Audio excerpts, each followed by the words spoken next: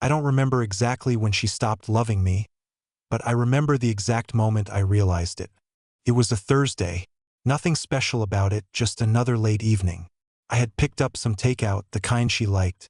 She used to love when I'd bring it home unannounced. She used to smile like a kid opening a gift. This time, she barely looked up from her phone. I thought maybe she had a rough day at work. I asked. She said, "It's fine," and went back to scrolling. We sat in silence. She used to talk to me about everything. Her work, her sister's drama, her weird dreams, even the color of her nails. Now, silence was her favorite language, and I was drowning in it. I noticed the signs way before that night. The late meetings, the forced laughs, the phone she kept face down. But I told myself not to assume. I told myself to trust her. After all, she was my wife, the woman I had chosen to grow old with, the one I held when her father passed, the one I danced with in our kitchen at 1 a.m., barefoot and completely in love. But love doesn't vanish overnight. It fades quietly, like a room that loses its light without anyone noticing. That night, I walked past her into the bedroom, trying to shake off the feeling. And that's when I saw it, her second phone, the one she swore she only used for work. It was unlocked, the screen still lit. And what I read was enough to hollow me out from the inside. "I miss you already. I wish I was in your arms tonight." My heart didn't pound. It didn't rage. It just stopped. There were more messages, photos, a name I didn't recognize. The timeline didn't start recently. It went back months. Conversations that were clearly intimate, deep, tender, not just physical. I stood there frozen. My chest felt like it had caved in, not from anger, but from something worse. Grief. I didn't confront her. I didn't scream.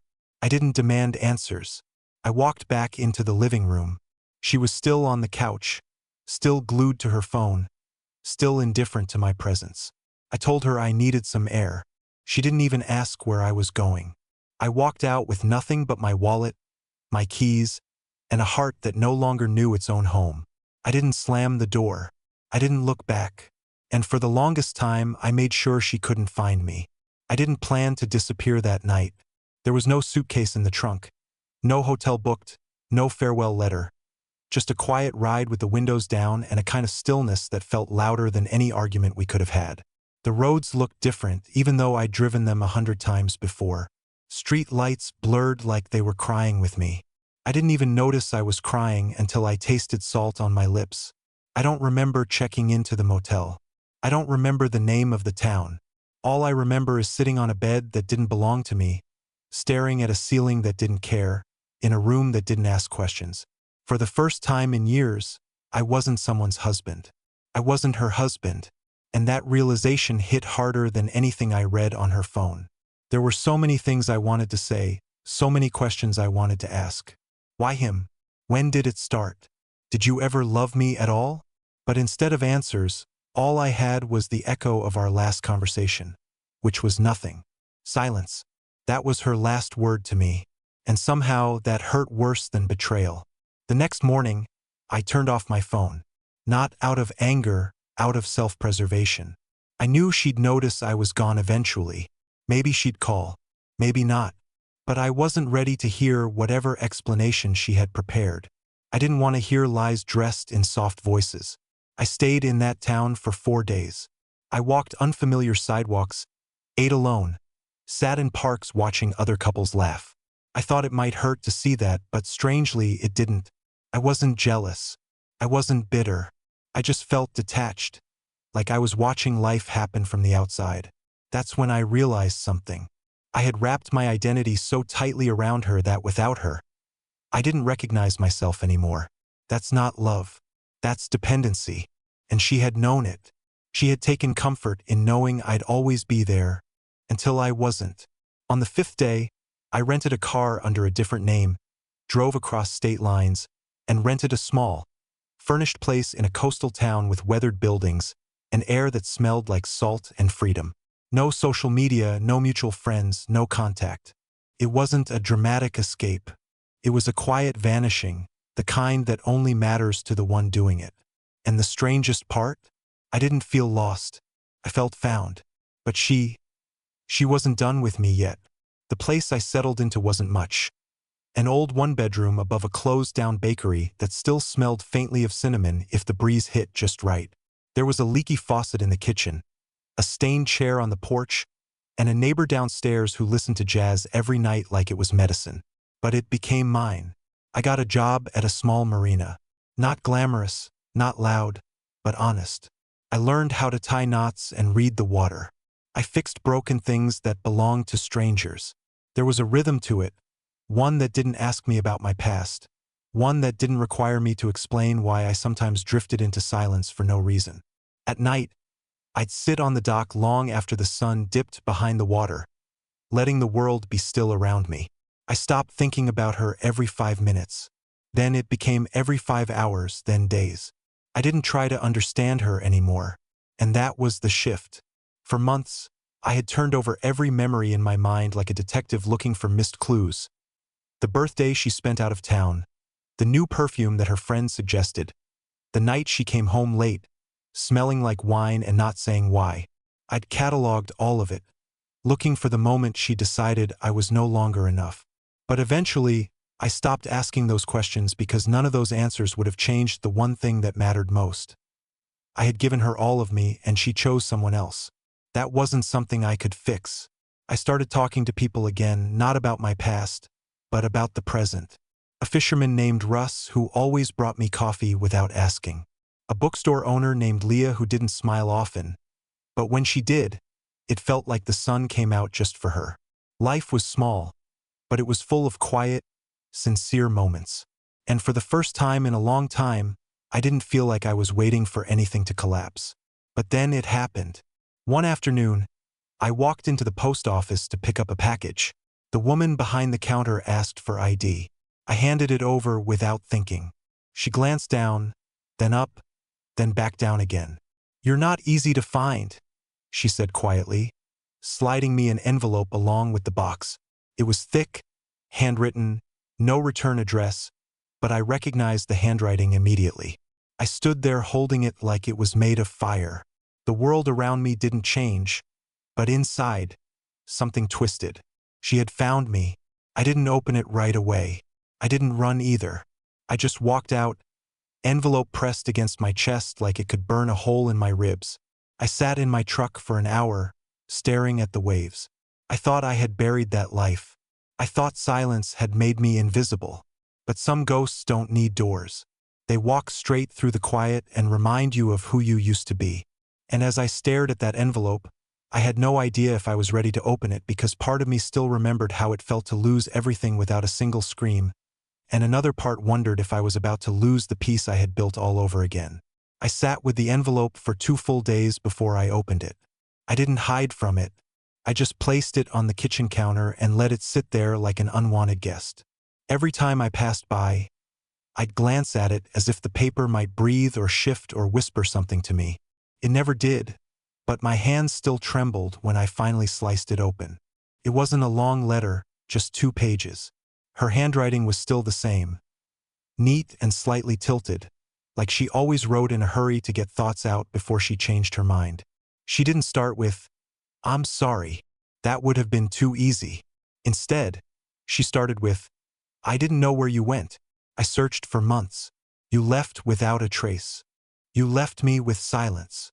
It wasn't blame exactly, but it wasn't remorse either.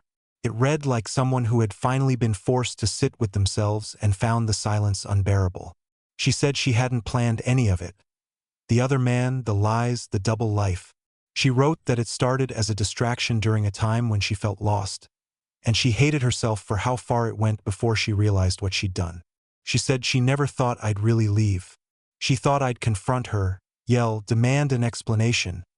Anything but vanish. You left like someone who had finally accepted they didn't matter anymore. She was right. That's exactly what it felt like. She told me she still wore her ring, that she kept thinking I'd call, even once, that she had dreams where I walked through the door with that tired smile I always wore after a long day, that she missed that smile more than anything. But here's what she never said. She never said she regretted choosing him. She never said she wanted to rebuild what we had. She never said she loved me now.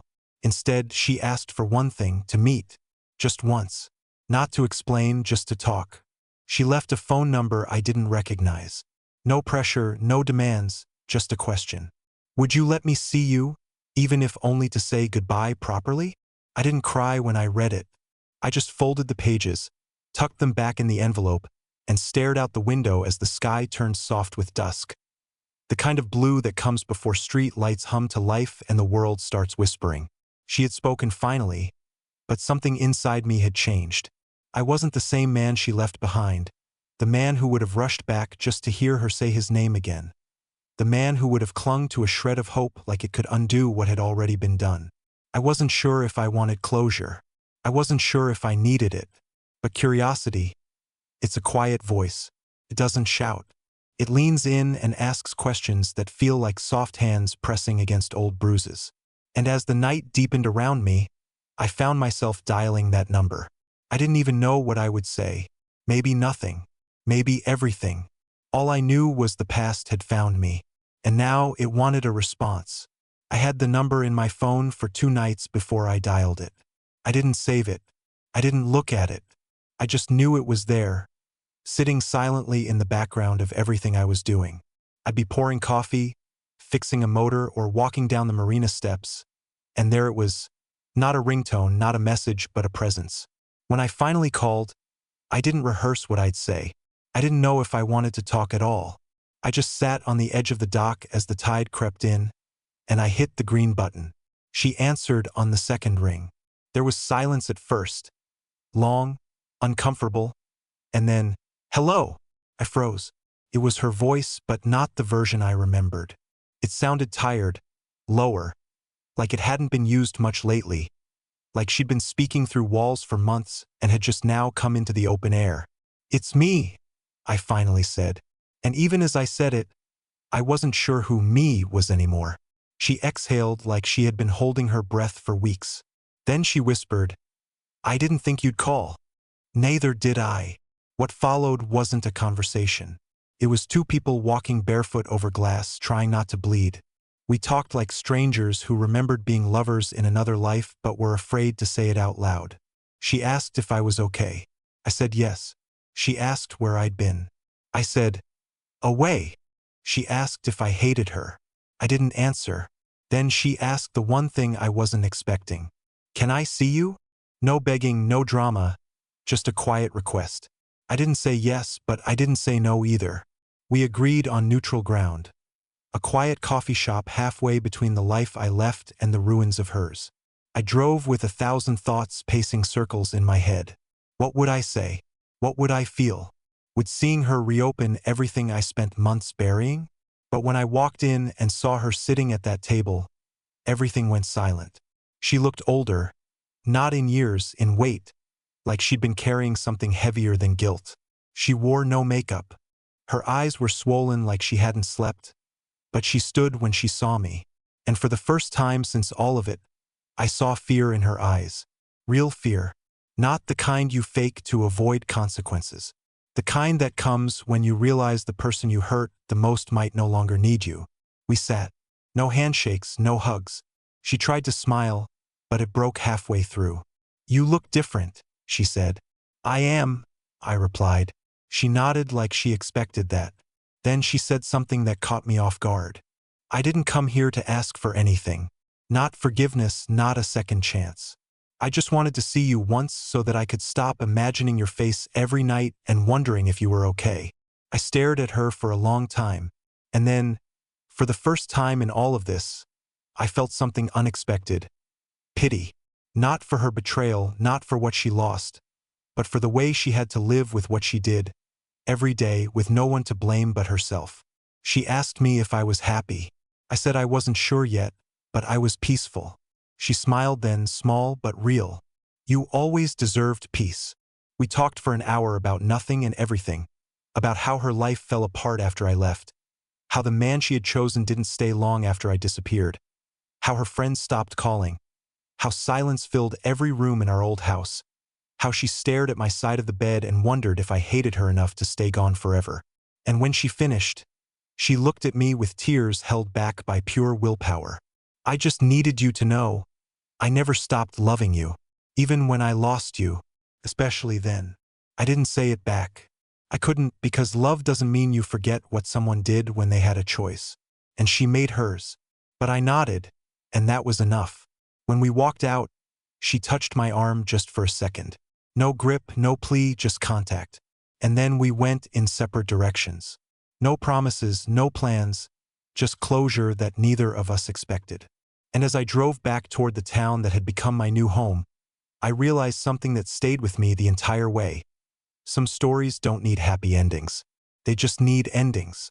After that meeting, something strange started happening. I didn't feel angry. I didn't feel broken. I didn't feel like a survivor standing tall after betrayal either. What I felt was more difficult to explain. Like I was staring at the ghost of the person I used to be and realizing how close I came to disappearing entirely. I don't mean physically.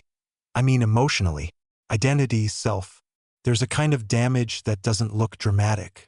It's not loud or theatrical. It's the slow, quiet kind. The kind that happens when every small disappointment gets swept under the rug until one day, the floor collapses. I'd spent years sacrificing little pieces of myself for the sake of keeping our marriage stable, thinking if I just tried a little harder, loved her a little louder, forgave her a little quicker, maybe she'd come back to me. But she never really left, did she? She was right there, physically present, emotionally vacant, and I was still feeding an empty seat. Now, months later, I was beginning to understand that the life I mourned wasn't even real anymore. The version of us I kept holding on to, the version I was grieving, had probably died long before I ever walked out that door. I had just refused to bury it. That realization didn't come in a flash of inspiration. It came in small, subtle moments like folding laundry and realizing none of it smells like her anymore, or walking past a bakery and remembering how she hated the smell of cinnamon. But it didn't bother me now, or waking up one morning and noticing that I didn't dream about her the night before and not feeling guilty about that. It was like peeling off layers I didn't know I had. Some of them were scar tissue, some were habits that no longer served me, and some were regrets I had been holding too close to my chest. For a while, I thought about calling her again, not to rekindle anything, just to ask her one final question that still lingered in the back of my mind. Did you ever think I'd stay gone? But every time I reached for the phone, I stopped because I already knew the answer. She never believed I'd leave. She never expected me to disappear so completely, without a trace, without a shout, without one last scene. That's why it worked, because it wasn't a performance. It was peace. Real peace doesn't come with fireworks or loud declarations. It arrives like quiet footsteps at the edge of your life. It doesn't demand anything from you. It waits. And the moment you decide to let go of everything you can't control, the resentment, the fantasy, the need for closure, that's when it enters. I had stopped checking social media long ago. But one night, out of sheer curiosity, I searched her name. She looked different. Not in a bad way, just different. She was posting less. No photos with new people, no bold captions pretending everything was perfect, just the occasional quote or memory, usually vague and reflective. Then I saw it, a photo of a beach. A caption beneath it said, "There are some things you never get back, but there's peace in knowing you had them once." That was the last time I searched her name. I don't know where she is now or who she's become. And to be honest, I don't think I need to know, because I'm not the man she left behind anymore. I get up early. I drink coffee slowly. I fix boats that will never be mine. I watch the horizon every evening like it's telling me a secret. I talk less but feel more. And some days I even laugh, not at anything in particular, but just because I made it through a version of myself that I didn't think would survive. Sometimes people think moving on means finding someone new, filling the gap, rewriting the story. But sometimes moving on is quieter. It's healing without applause. It's learning to sit with your own company and finally feeling safe there. I don't miss her the way I used to. I missed the version of me that believed love alone was enough. That version of me was naive but beautifully so. And I'm proud of him. He tried. He gave his best. But I'm also proud of the man who let go, because he saved my life. You know what? Nobody really prepares you for what happens after the healing. Everyone talks about the pain, the betrayal, the heartbreak. Everyone knows what it's like to fall apart. But no one tells you what it's like to stand up one day and realize the pain isn't the loudest thing in the room anymore, that the grief didn't vanish. It just found a place in the corner and quietly sat down. For a long time, I thought the end of our marriage was the end of my story. But I was wrong. It was the middle, the hard, gritty middle that shaped everything else. I hadn't seen her since that coffee shop meeting. Months passed, seasons changed, people came and went, but I stayed where I was in that coastal town, living a life small enough to hold in my hands but big enough to fill the space she left behind. And then something I never expected happened. Life started asking more from me again. One afternoon, a woman named Eliza showed up at the marina. She wasn't from town. Her car had broken down, and she needed help getting her father's small sailboat prepped to sell. She didn't know how to tie a knot, check the lines, or steer into the dock without bumping the side. I offered to help. It was supposed to be a one-day favor. Turned into a week, then two. She asked questions, not the kind that pry, but the kind that make you feel like your words might matter again. She noticed details, laughed at things no one else did. And she didn't look at me like someone waiting for an answer. She just looked present, still aware. I didn't fall in love. Let me be clear. This wasn't about rushing into something new to cover the wounds of the past. It was slower than that, gentler, like waking up one morning and realizing the sky had been blue for a while, and you were just too focused on your scars to look up. We started having coffee after work, sometimes on the dock, sometimes at a quiet cafe where no one asked questions. She never pressed about my past. I never asked about hers. But we both carried something, the weight of stories we weren't quite ready to share but no longer needed to hide. She told me once that she didn't believe in moving on. I think we move around pain, she said, like it's a fire in the middle of the room. Some people sit and stare at it forever. Some circle it. Some walk away from it. But nobody ever really forgets it was there. That stayed with me. One evening, we stood at the edge of the dock watching a slow rain ripple across the water. She reached for my hand. Just a quiet gesture. No words. I let her. Not because I wanted to forget my past, but because I finally understood something that had taken me nearly a year to accept. Closure isn't a door that shuts. It's a window you open when the air gets too heavy. I never told her everything. I didn't need to. She saw it in the way I sometimes stared too long at nothing, or the way I held silence like a fragile thing. She didn't try to fill it. She just stood beside it. And slowly, I began to realize something I never expected. I wasn't waiting to be whole again because I already was. Not in a triumphant, victorious way. Not in some dramatic "I survived, and now I thrive" kind of arc, but in a quiet, grounded way. I was whole because I had accepted the fractures. I had learned to live with them, to carry them without letting them drag behind me. And in that acceptance, I discovered peace wasn't a destination. It was a choice I made every day, in the way I got out of bed, in the way I poured my coffee, in the way I let someone hold my hand without expecting them to save me. That was the life I built after the betrayal. A life that grew not because I found someone new, but because I finally found myself. And for the first time in a long, long time, I wasn't looking back anymore. There's something you don't expect to feel at the end of a story like this: gratitude. Not for the pain, not for the betrayal, not even for the lessons, if I'm being honest. But for the stillness that comes when you finally stop asking the wrong questions. For months, maybe longer, I'd kept wondering why she did it, how she could have done it, when it started, what I had missed. But those were questions designed to keep me chained to something I had already walked away from. They weren't answers I needed. They were echoes, and they belonged to a man I no longer was. Now, my questions were different. What does peace look like today? How do I give more than I take? Can I live a life that feels like mine again, without apology? And slowly, I realized I already was. I didn't go back to her. I never planned to. There was no dramatic reconciliation, no second attempt at something that had run its course. But I did forgive her, not with words and not for her sake. I forgave her so that I could let go of the version of myself that was still carrying her choices like they were my burden.